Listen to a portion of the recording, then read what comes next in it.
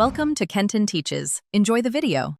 You start immediately by confirming your iPhone supports emergency SOS and that iOS is up to date.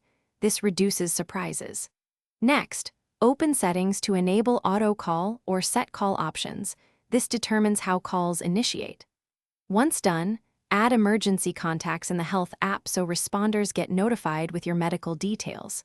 Make sure you know the physical buttons and control center gesture because the method depends on model. Practice the press sequence once in a non-emergency to build confidence.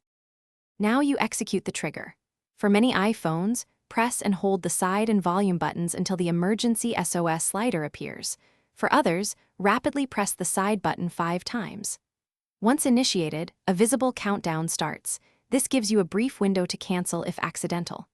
Make sure your ringtone and vibration are audible so you notice the countdown.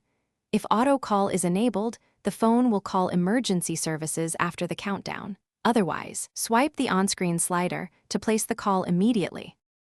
Finally, during and after the call, stay calm and speak clearly with the dispatcher. Share precise location, situation, and any critical medical details from your medical ID.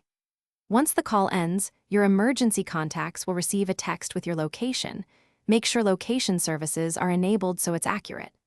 If the SOS feature doesn't work, check you haven't disabled auto call, verify cellular or Wi-Fi calling, and restart the iPhone. If problems persist, update iOS or contact Apple support.